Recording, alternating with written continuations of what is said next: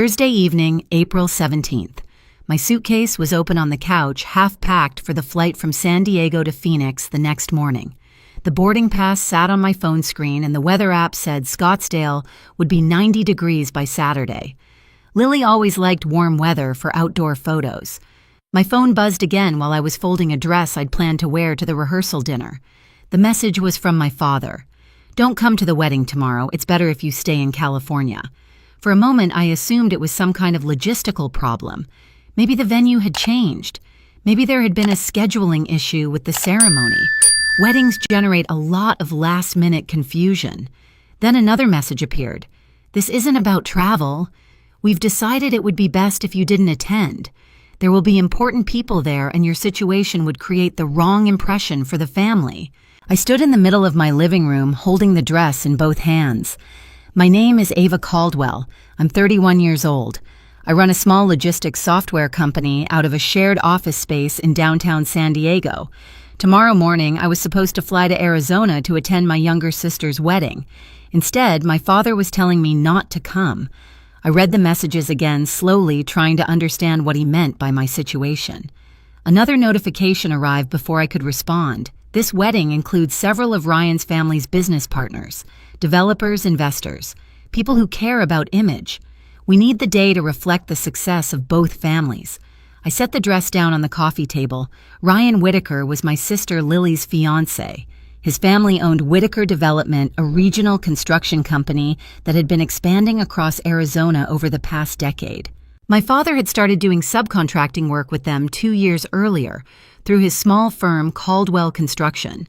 The wedding wasn't just a wedding, it was also a networking event, and apparently I didn't fit the picture. I typed a short reply. "What exactly is the problem?" The response came quickly. "You've chosen a path that's unpredictable. It's hard to explain to people what you do or why you left your previous career. Lily's wedding should highlight stability and achievement." The message sat there on my screen, written in the calm tone my father always used when he thought he was being reasonable. 6 years earlier, I had left a consulting job in Boston and moved west to start a technology company focused on construction logistics. At the time, my parents had called it impulsive. For the first few years, they asked polite questions that sounded more like warnings. "How long are you going to try this? Is the business actually profitable? Wouldn't it be safer to go back to a corporate role?" Eventually, the questions stopped. In their place came a quiet assumption that my life had drifted off course.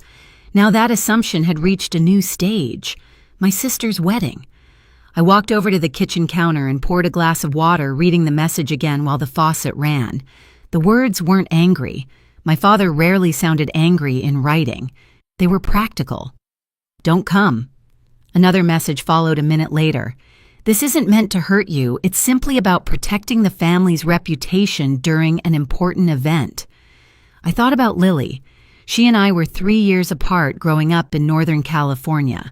She had always been the organized one, the one who planned things months in advance and kept lists in neat handwriting. When she started dating Ryan 2 years earlier, my parents treated the relationship like a long-term investment. Whitaker Development had connections all over Arizona. Developers, suppliers, city planners. My father talked about those connections the way some people talk about retirement accounts. The wedding guest list reflected that. Investors, contractors, people who could expand business. My phone buzzed again. I expected another message from my father. Instead, it was an automated reminder from the airline confirming my flight at 8:15 the next morning. I stared at the notification for a few seconds. The ticket had been purchased 2 months earlier. My hotel reservation in Scottsdale had been prepaid through the wedding block. My sister had texted me last week asking if I could help her keep track of relatives during the rehearsal dinner. None of that had changed. Only this new instruction from my father. I walked back into the living room and sat down beside the suitcase. The apartment was quiet except for the hum of traffic from the street below.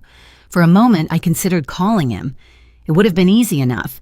My father always answered his phone in the evenings, but the messages on the screen had a final tone to them, as if the decision had already been discussed and settled somewhere else. Probably with my mother, possibly with Ryan's parents. I typed one more question. "Does Lily know you're telling me this?" The reply took longer this time.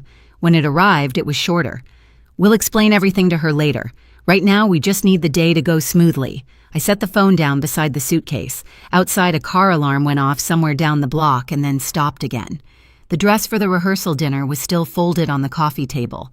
Tomorrow morning, I was supposed to board a plane and stand beside my sister while she got married. Instead, I was sitting in my apartment with a packed suitcase and a message from my father telling me I wasn't welcome at the wedding because I wasn't successful enough to represent the family. At that moment, I still didn't know why the idea of my presence made him so nervous. But I would find out soon enough, and when I did, the answer would explain far more than a wedding invitation. Friday morning, April 18th. Instead of boarding a plane to Arizona, I woke up in my own apartment in San Diego a little after 6. The alarm I had set for the airport still went off. For a few seconds, I stared at the ceiling, disoriented, before remembering why the suitcase was still sitting beside the couch. Outside, the street below my building was already busy with commuters heading toward downtown offices. Friday traffic in San Diego tends to start early, especially in the spring, when construction projects ramp up again across the city. I turned the alarm off and left the phone on the nightstand. The plan for that morning had been simple: ride to the airport, land in Phoenix before noon, drive to Scottsdale in time for the rehearsal dinner at the resort where Lily and Ryan had booked the ceremony. Instead, I walked into the kitchen and started a pot of coffee. By 8 o'clock, I was sitting at the small table near the window, reading through the emails that had arrived overnight for my company.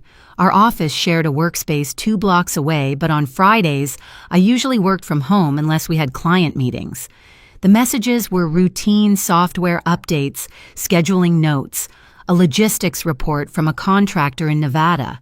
Nothing in my work life suggested instability, but the word my father had chosen the night before stayed with me: unpredictable. The Caldwell family had always valued predictability.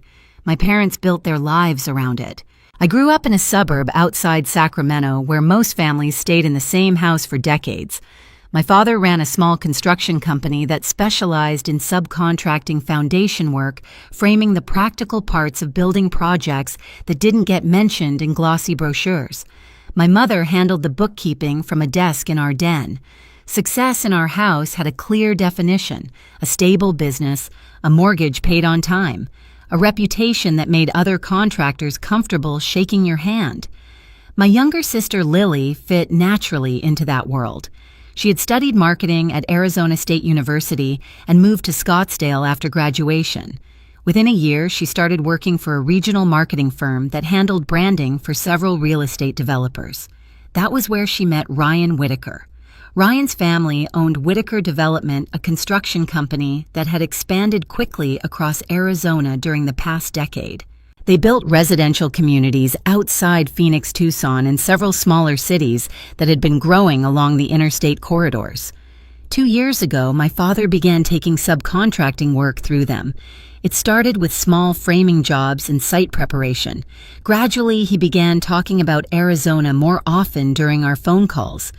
The market there is moving fast. The Whitakers know everyone. Developers are planning entire neighborhoods at once. When Lily and Ryan got engaged the previous fall, my parents treated it as both a family celebration and a business opportunity. The wedding guest list reflected that reality. Ryan's parents had invited several developers who regularly financed new residential communities in Arizona. A few private investors were flying in from Dallas and Denver. There were also suppliers people who provided materials, heavy equipment, and financing for large construction projects. The kind of people who could decide which contractors received the next round of work. By mid-morning, my email inbox had quieted down, and I opened a browser tab to check the wedding website Lily had set up months earlier. It was still there, unchanged. A desert resort in Scottsdale. Ceremony at 5 in the afternoon. Reception under a canopy of string lights overlooking the golf course. I recognized several names on the guest list from conversations my father had mentioned over the past year, local developers and construction executives who had relationships with Whitaker Development. In that environment, every guest represented a potential business conversation. and my father believed that every person present at the wedding needed to reinforce a certain image: stable, successful, reliable. 6 years earlier, when I left Boston to start a logistics software company in California, that image had begun to fracture. At the time, I'd been working for a consulting firm that advised construction companies on supply chain efficiency. The work paid well and followed a predictable path: client contracts, annual bonuses, promotions every few years. But during those consulting projects, I kept seeing the same operational problem. Construction companies struggled to track the movement of materials between suppliers, warehouses, and building sites.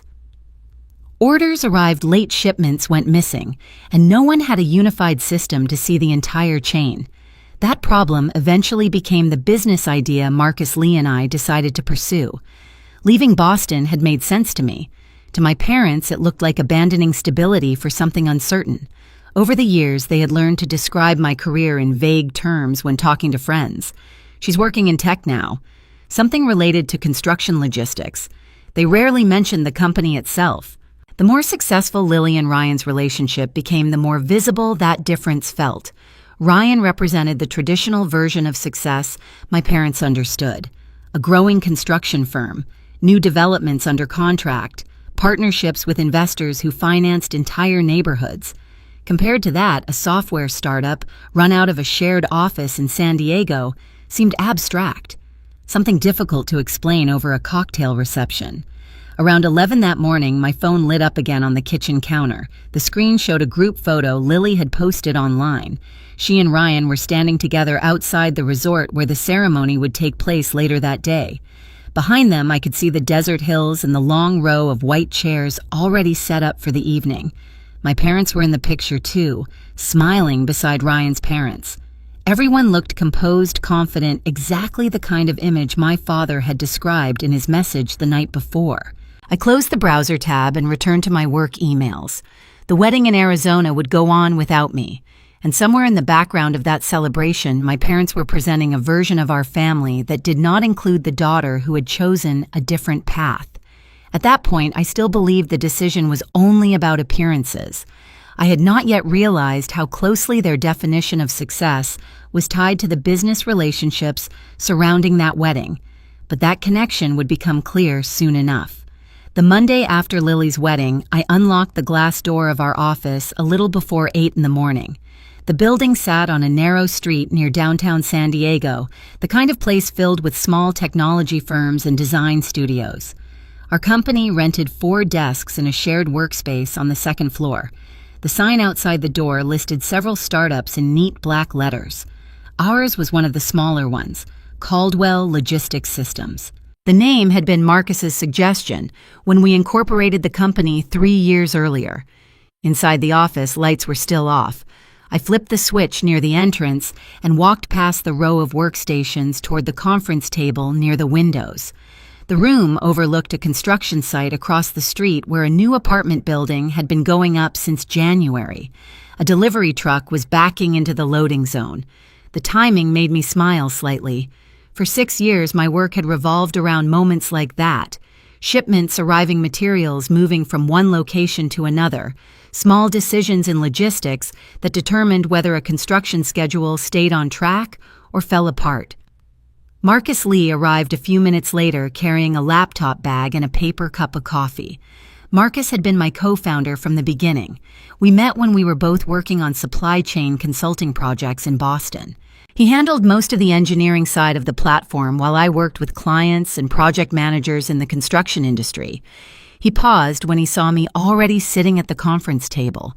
Normally, I didn't come in that early on Mondays. He placed the coffee on the table and opened his laptop. Within a few minutes, we were reviewing the system dashboard that tracked our active clients. Most of them were small or mid-size contractors companies in California, Nevada, and Utah that used our software to monitor shipments of lumber, steel, and concrete between suppliers and construction sites. The numbers looked steady: no delayed shipments, no system outages. For a company my parents believed was unstable, the operations felt remarkably ordinary. Around 9:30, our finance manager, Laura Kim, joined us with a printed report from the weekend. Laura handled the contracts, invoices, and vendor payments that kept the business running. She laid the report on the table and pointed to a section near the bottom, a list of projects currently reviewing our platform for potential use. Most of the names were familiar regional contractors, evaluating new software before committing to a full contract. One entry caught my attention: Desert Horizon Communities, Phoenix, Arizona. The line included a short note from the procurement department requesting additional technical documentation for a project scheduled to begin later in the year. I had seen the name before in industry newsletters. Desert Horizon was a development company known for building large residential communities outside Phoenix, entire neighborhoods planned at once, with hundreds of homes built in phases over several years. Projects like that required careful coordination of materials, lumber deliveries, concrete schedules, roofing shipments arriving exactly when construction crews needed them. A logistics platform could become central to the entire process. I read the note again. The procurement team wanted a technical overview of how our system tracked supplier deliveries across multiple job sites. They also requested references from previous construction projects where our platform had been used. Laura mentioned that the request had arrived late Friday afternoon, after most of us had already left the office. I nodded and asked her to send the documentation that afternoon. Marcus began outlining the technical details they would likely want to see in a formal presentation: data dashboard, supplier tracking modules, integration with construction scheduling software. The conversation moved naturally into planning mode, but as I scanned the rest of the document, another section of the report drew my attention: a short list of construction firms associated with the Phoenix project. One of the names was familiar: Whitaker Development, the same company owned by Ryan's family. Below it was another smaller firm listed as a subcontracting partner, Caldwell Construction, my father's company. I looked at the page for a few seconds longer than necessary. The connection wasn't surprising. My father had been talking about expanding work in Arizona for months. Partnering with Whitaker Development made sense if they were involved in a large residential project. Still, seeing the name in an official procurement document felt different from hearing about it during family conversations.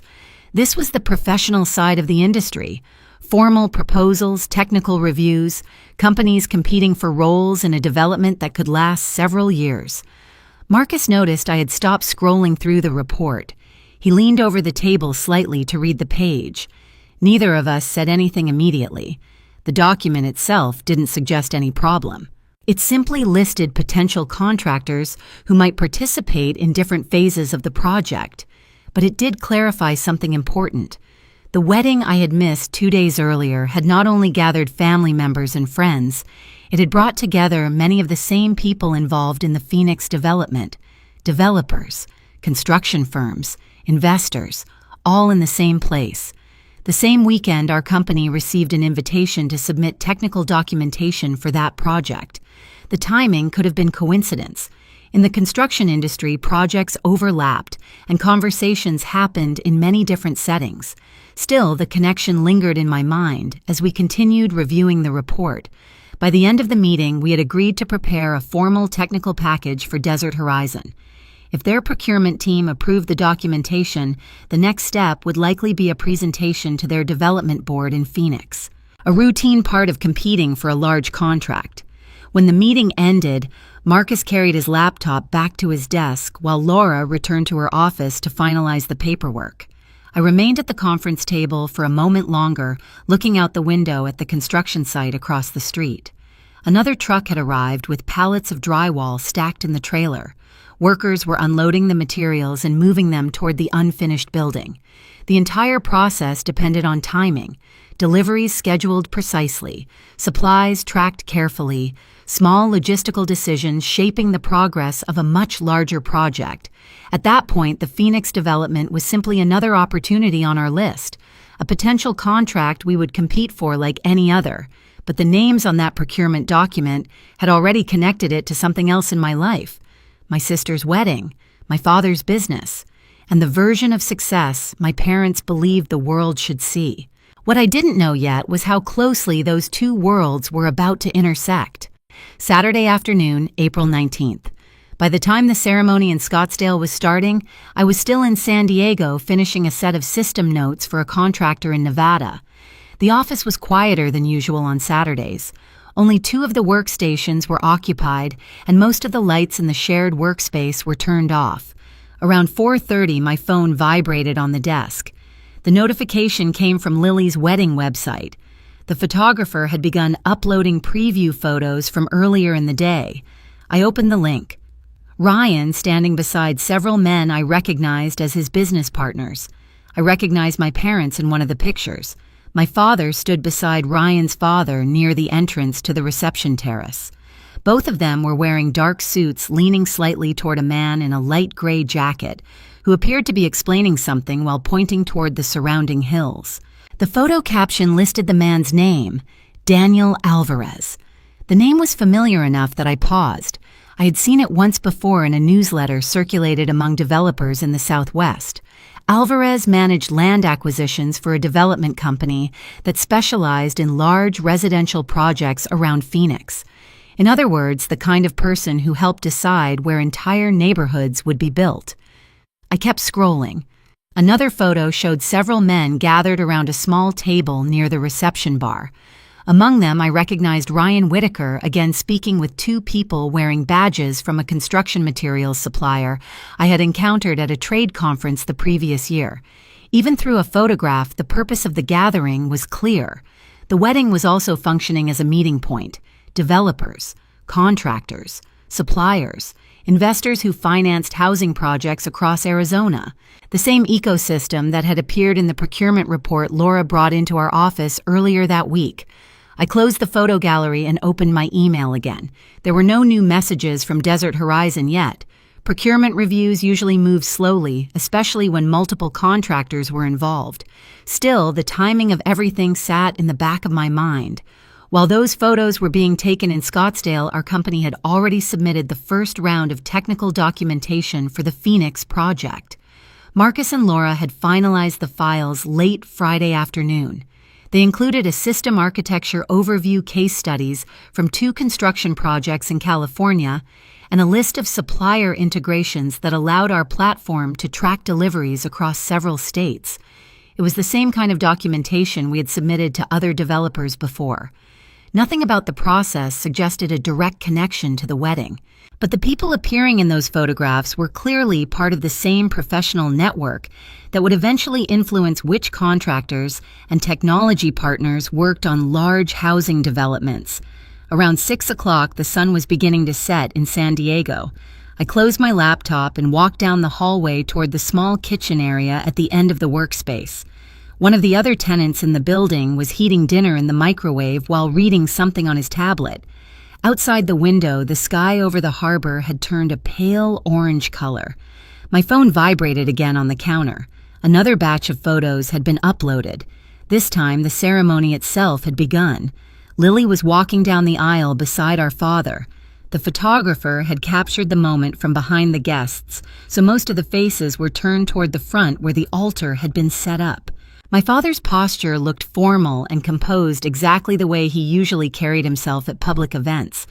For a moment, I tried to imagine the conversation that had taken place earlier that week before he sent the message telling me not to come.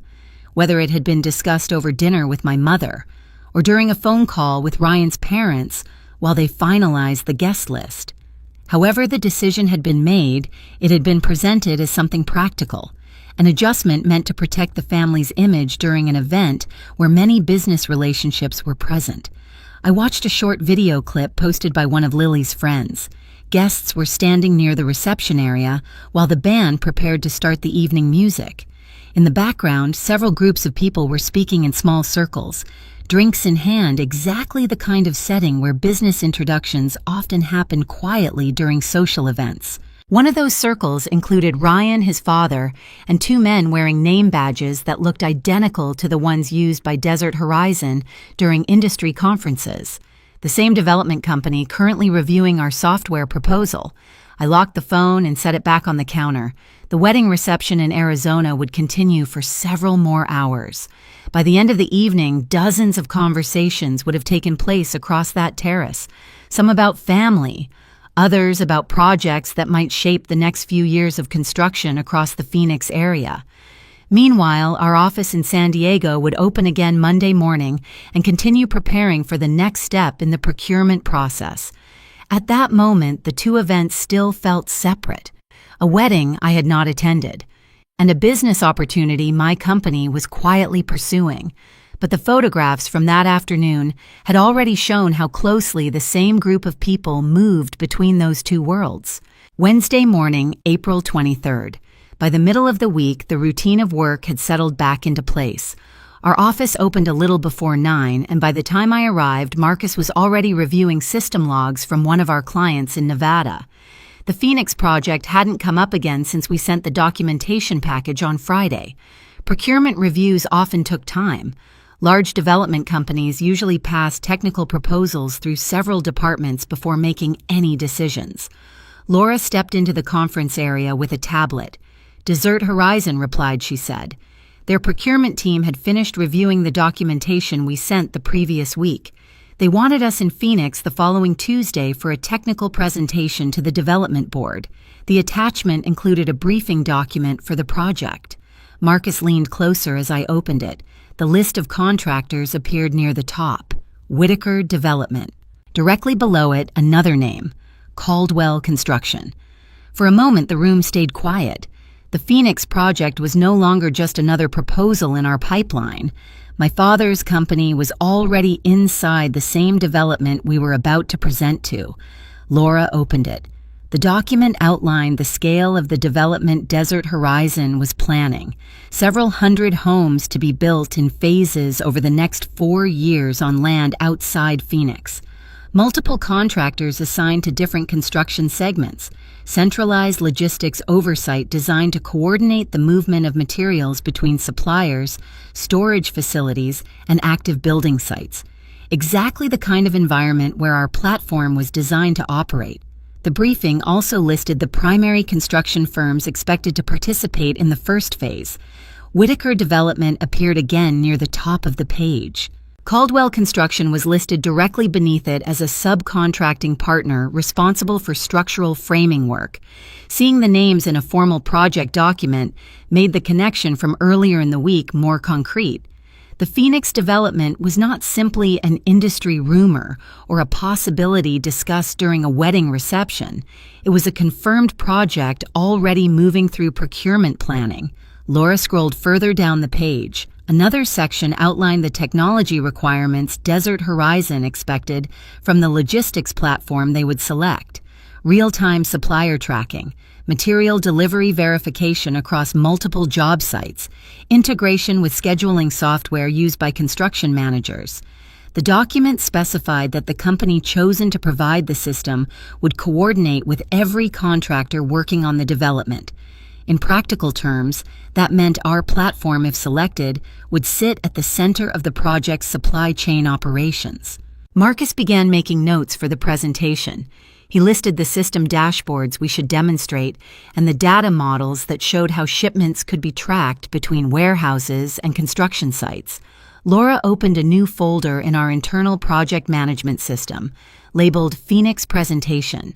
Within a few minutes, the three of us had begun assigning preparation tasks.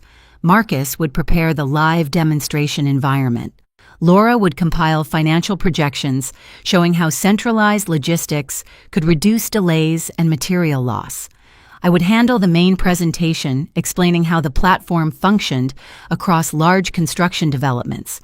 The work moved quickly because the opportunity was significant. A development of that size could become the largest contract our company had handled since we started the business. But as we continued reviewing the briefing document, the other side of the situation remained visible. The contractors expected to participate in the project were the same companies that had been circulating through my sister's wedding only days earlier. Whitaker Development, my father's firm. Several suppliers I recognized from the photographs posted online during the reception. All of them part of the same construction network centered around Phoenix. Marcus eventually leaned back in his chair and looked at the screen again. The document itself contained nothing unusual. It simply described a development project moving through a standard procurement process. Yet it also clarified the structure of the opportunity in front of us. If Desert Horizon selected our platform, we would not only be working with their development team, we would also be coordinating logistics data with every contractor operating on the site, including the companies connected to my family. The realization settled quietly in the room as we reviewed the final page of the briefing.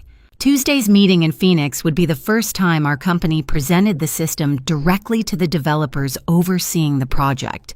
Until that moment, the Phoenix development had existed as a line in a report and a few names in a procurement list. Now it had a date, a location, and a conference room where our software platform would be evaluated by the people responsible for building an entire residential community. Tuesday morning, April 29th, Marcus and I arrived at Desert Horizon's regional office just before 9. The building stood on the northern edge of Phoenix, where new development had been spreading into the desert for the past several years. From the parking lot, you could see the outline of half-finished neighborhoods stretching toward the hills. Inside the lobby, a receptionist directed us to the second-floor conference area. The hallway smelled faintly of fresh drywall and paint, the kind of scent common in buildings that had been completed only recently. Desert Horizon had clearly built this office to support the wave of residential projects moving across the region. A coordinator from the procurement department met us outside a large conference room and checked our names against the meeting list. She handed each of us a printed agenda. The presentation would run for 90 minutes. Several members of the development team were already inside, along with representatives from construction firms participating in the first phase of the Phoenix project. Marcus and I stepped into the room together. The conference table stretched nearly the length of the room, surrounded by project managers, engineers, and a few executives from the development company. A large display screen covered the wall at the far end. As people shifted their chairs and glanced toward us, I recognized several faces from industry events. Then I saw my father. Daniel Caldwell was sitting halfway down the table beside Ryan Whitaker. A set of construction drawings lay open in front of them, and both men were speaking quietly with a project manager from Desert Horizon. For a moment, neither of them noticed me. Marcus placed his laptop near the end of the table where the presentation equipment had been set up. I connected our system to the display screen and began loading the demonstration environment we had prepared. While the software booted, the procurement coordinator introduced our company to the room. Caldwell Logistics Systems, a logistics management platform designed to coordinate material deliveries across large construction developments. At the sound of the name, my father looked up. Recognition crossed his face in a brief, controlled movement. Ryan Whitaker followed his gaze toward the screen where my name appeared on the presentation slide beneath the company logo. The room remained quiet. Desert Horizon's development director began the session with a short overview of the project land parcel's construction phases, timelines for the first group of residential lots that would break ground later that year. He explained that their goal was to centralize supply chain tracking so that every contractor on the project could coordinate deliveries through a single system. When he finished, he nodded toward me. Marcus dimmed the lights near the display screen and the first slide appeared. For the next 40 minutes, I walked the room through the architecture of our platform: supplier registration, delivery verification, real-time tracking of material shipments across multiple job sites. The system dashboard showed how project managers could monitor lumber shipments from mills in Oregon, steel deliveries from fabrication yards in Nevada, and concrete scheduling across several construction zones at once. The technical discussion unfolded the way most industry presentations did.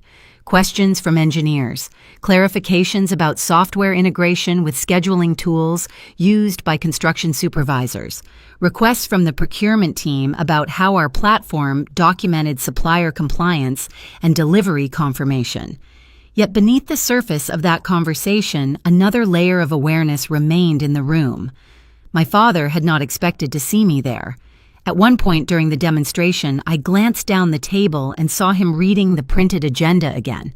The document listed our company as the technology provider under evaluation for the Phoenix development.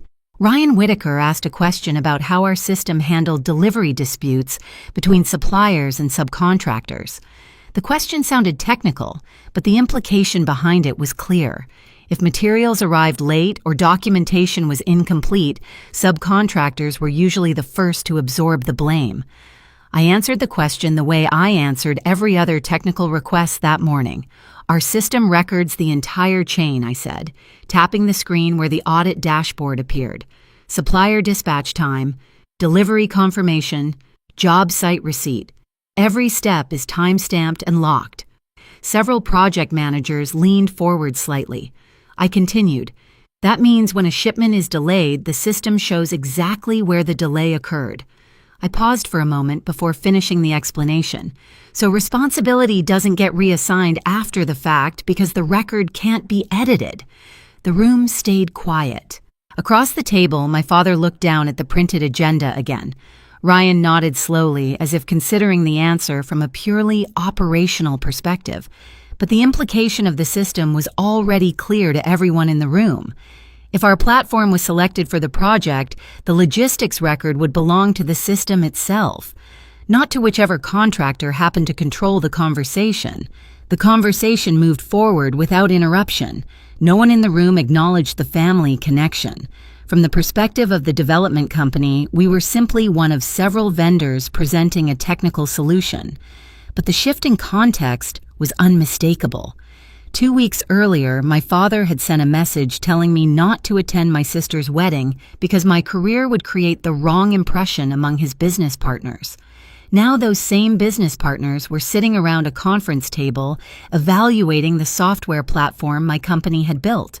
By the time the presentation ended, the procurement director thanked us for the demonstration and explained the next step in their evaluation process. Their team would review the technical proposals from several vendors before making a recommendation to the project's development board. That decision would determine which platform coordinated logistics across the Phoenix project. Marcus packed his laptop while the development team gathered their notes. As people began leaving the conference room, my father remained seated for a moment longer beside Ryan Whitaker. Neither of them approached us immediately. Instead, they watched as the procurement staff collected the printed materials from the table. The professional setting of the meeting had created a boundary. Neither side seemed eager to cross. When Marcus and I stepped into the hallway, the corridor outside the conference room was quiet again. A moment later, the conference room door opened behind us. The procurement coordinator stepped into the hallway holding a tablet. "Ms. Caldwell," she said. Marcus paused beside me. "We'll need a copy of your presentation files." "For the evaluation process," I asked. She hesitated briefly before answering. "For compliance review." Behind the closed door, the developers would continue discussing proposals and construction schedules for the project. The presentation had ended, but the realization it created inside that conference room was only beginning to unfold. Thursday afternoon, May 1st. 2 days after the presentation in Phoenix, our office received another message from Desert Horizon. The email came from their procurement compliance department. At first glance, it looked routine, another clarification request related to the Phoenix development. Then Marcus opened the attachment. It was a brochure distributed to several investors in the weeks before Lily's wedding. The document came from Whitaker Development. One paragraph described the Phoenix residential expansion and mentioned that Whitaker had already secured a logistics platform partner capable of managing supply chain operations across the project. Marcus read the line twice. Desert Horizon had not selected any logistics platform yet. Our company and several others were still in the middle of the evaluation process. If investors believed a vendor had already been chosen, it meant someone had presented the project as settled before the procurement process was finished. Later that afternoon, Desert Horizon's legal team sent a second message requesting written confirmation from vendors involved in the review. The request was simple. Had we entered into any agreement, formal or informal, with Whitaker Development regarding the Phoenix project, Laura prepared the reply the same day. Our answer was direct. Caldwell Logistics Systems had submitted its proposal only through Desert Horizon's procurement channel. We had no partnership agreements with Whitaker Development and had never discussed such an arrangement. Within hours, the legal team acknowledged the statement. That confirmation closed our involvement in the inquiry, but it was clear that the developers had started examining how the Phoenix project had been described to investors before the vendor selection was complete. But the situation was clearly expanding beyond our company. Later that evening, Marcus called to let me know that several contractors had received similar compliance requests. Desert Horizon's legal team was reviewing promotional material and investor communications related to the project. The purpose of the review was simple.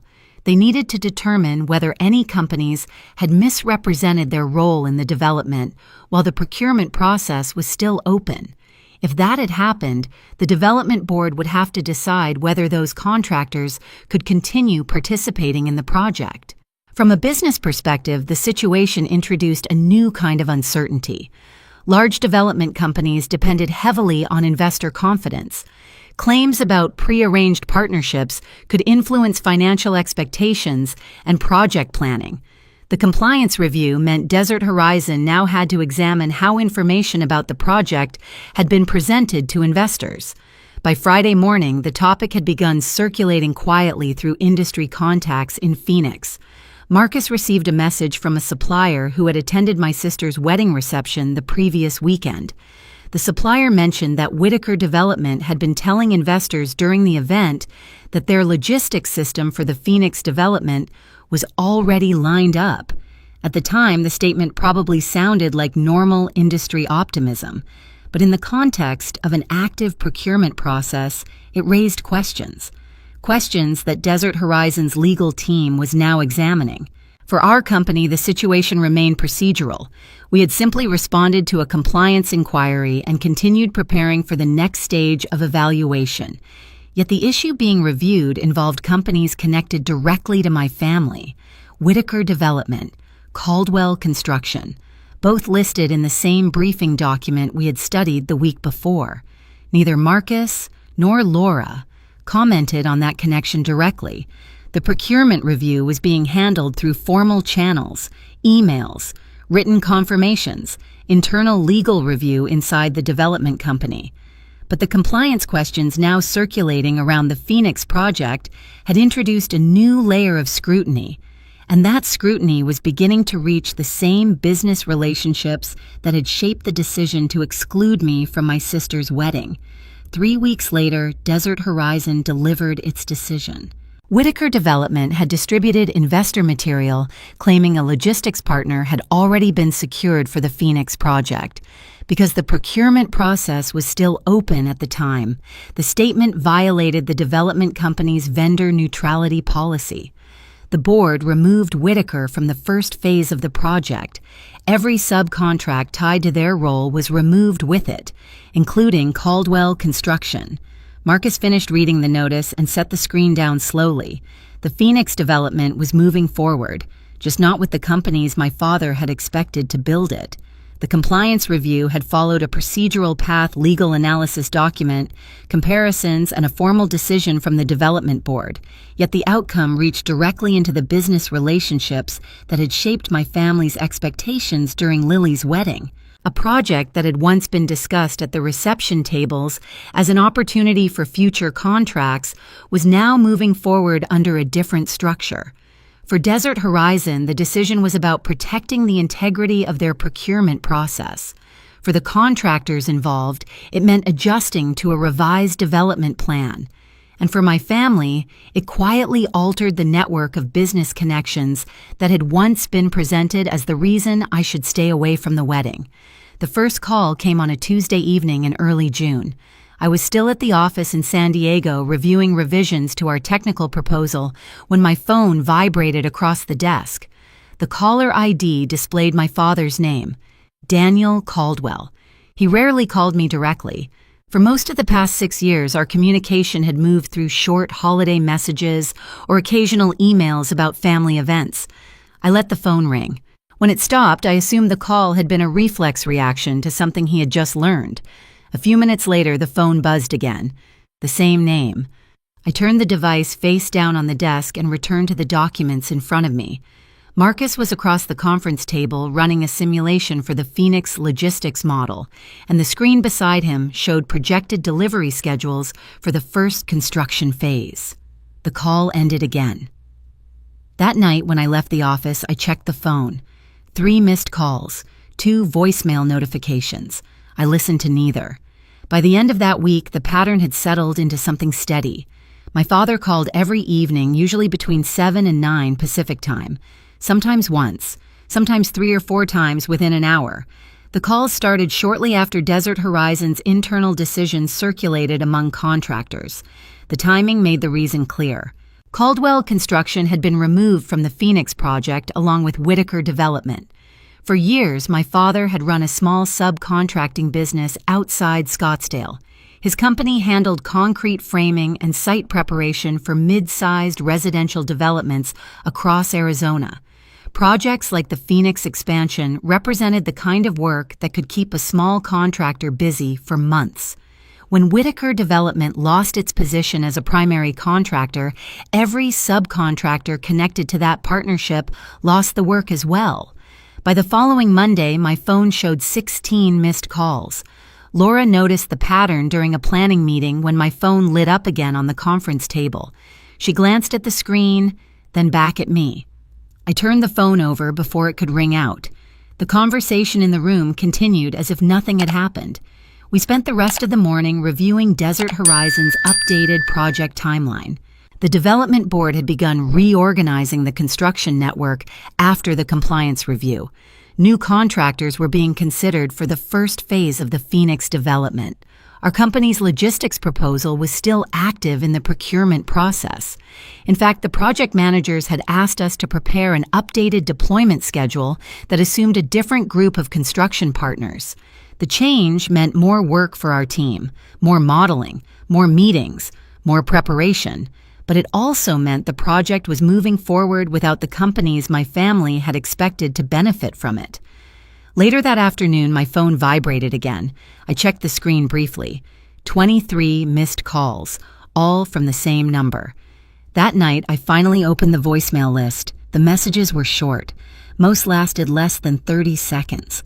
My father's voice sounded measured, but the pauses between his sentences told the rest of the story. He wanted to talk.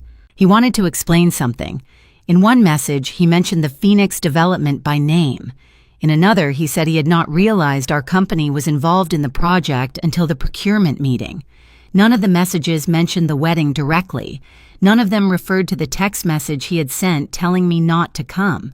But the connection between those events did not require explanation. By the end of the week, the number on my phone reached 31 missed calls. I still had not returned any of them. That night, the phone rang again. For a moment, I watched the screen until the last vibration faded. Then I called him back. My father answered immediately. "Ava," he said, as if he had been standing beside the phone, waiting. For a few seconds, neither of us spoke. "I didn't know your company was involved in that project," he said finally. "No one told me." "You told me not to come to the wedding," I replied. The line went quiet. "That was different," he said. "There were investors there. People asking questions. They were asking questions about me." "No," he said. "About the family." I let the silence sit between us. "You didn't want to explain what I do," I said. "It wasn't the right setting. Then it wasn't the right family." He exhaled slowly. "I was trying to protect our reputation." "You weren't protecting it," I said. "You were editing it." Another pause. "Ava." "You told me not to come," I said. "That decision is still yours." I ended the call before he could answer. Instead, I kept my attention on the work that had brought us into the Phoenix project in the first place. The following Wednesday, Desert Horizon's procurement team scheduled another technical review session with our company. They wanted to walk through the updated logistics model we had prepared after the contractor changes. Marcus and I joined the call from our office conference room. On the screen, the project manager from Desert Horizon reviewed the construction schedule that had been revised after Whitaker Development's removal from the project. The meeting lasted just over an hour. By the time it ended, my phone showed another series of missed calls. 42. The number continued to rise over the next few days. Each call arrived quietly without warning, usually after business hours. I never blocked the number. I simply let the phone ring, because by that point the situation had shifted into something I could see clearly. The same business network that had been used to measure my worth in my father's eyes had just changed. Not through an argument, not through a family confrontation, but through a decision made in a conference room by a development board protecting its procurement process. The missed calls kept accumulating, and with each one, the distance between my father's expectations and the reality of the Phoenix project became harder for him to ignore. By the following spring, the Phoenix development had moved from planning into construction. Desert Horizon finalized the logistics platform contract with our company in late July, about 6 weeks after the internal compliance review concluded. The agreement covered the full supply chain management system for the first 2 phases of the residential project. For Caldwell Logistics Systems, it became the largest contract we had signed since the company was founded. The implementation began slowly. Our team spent the first months building out the tracking system for deliveries, moving between suppliers in Nevada, California, and Arizona. Marcus oversaw the integration with several new construction contractors that Desert Horizon had selected after removing Whitaker Development from the project. Those contractors had no connection to the network my father once expected to work within. By October, the first shipments of concrete and structural steel were being logged through our platform as they moved toward the Phoenix site. The project had become real in a way it had not been during the procurement meetings. Trucks arrived, delivery schedules shifted, suppliers called our office when inventory numbers didn't match the system. The work filled most of my days. During that time, the phone calls from my father eventually stopped. The last voicemail arrived sometime in early July. After that, the number on my screen stayed quiet. The silence wasn't dramatic. It simply settled in and remained there. About 9 months after the wedding, I traveled to Phoenix for a logistics planning session with Desert Horizon's project managers. Our company had opened a small operational office near Tempe to support the construction timeline, and I planned to spend 2 days reviewing delivery coordination with the site supervisors. On the second evening, I received a text message from Lily. She had heard I was in Arizona. We met the following morning at a small cafe a few blocks from the development office. It was the first time I had seen my sister since the wedding. She looked tired in the way people sometimes do after their first year of marriage. New routines, new responsibilities, and the quiet adjustments that follow a major life change. She told me something I had not known before. She hadn't seen the message our father sent me the night before the wedding until weeks later. When she finally asked him about it, he told her he had been trying to avoid awkward questions from investors attending the reception. She said the explanation didn't sit well with her. Not after everything that had happened with the Phoenix project.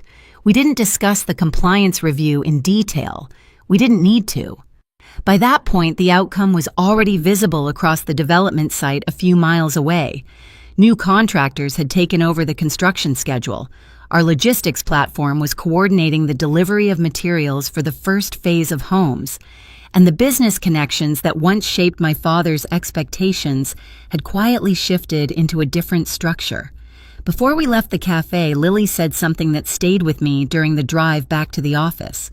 She said she had always believed success meant being included in the rooms where decisions were made. Before we left the cafe, Lily hesitated for a moment. "Dad asked if you would call him," she said quietly. I didn't answer right away. Outside the window, traffic moved slowly past the construction cranes rising above the new development. "I'm not angry," I said finally, "but I'm not interested in explaining my life to people who already decided what it was worth." Lily looked down at her coffee. I continued.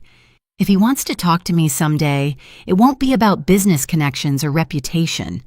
It'll have to be about what he said that night." I stood and picked up my bag. Until then, I said, there's nothing to discuss. The past year had shown her that sometimes those rooms changed. Sometimes the people inside them changed too. That afternoon, I drove past the Phoenix construction site before returning to Tempe. From the highway, you could see the early framework of the first houses rising above the desert ground. Delivery trucks moved slowly along the temporary access roads leading into the site. Each shipment was tracked through the system our team had built. The project was moving forward, not because of family connections, not because of the expectations people had talked about during the wedding reception, But because a company had followed its own procurement rules, reviewed the evidence in front of them, and adjusted the project accordingly. For a moment, I parked on the shoulder and watched the construction site below. Delivery trucks moved slowly through the access road, stopping one by one at the unloading zone. On the screen mounted inside the site trailer, our logistics dashboard tracked every arrival in real time. A shipment of lumber from Nevada appeared on the schedule. Concrete trucks were queued for the next morning, each delivery logged, each timestamp recorded, each contractor working from the same system. No introductions, no explanations, just the quiet rhythm of a project moving forward. I started the car again and merged back onto the highway. Behind me, the new neighborhood continued rising out of the desert. The door I'd once been told not to enter was already open. No invitation required. This story is creative content developed for storytelling and reflection. It does not depict any specific real individuals or actual events.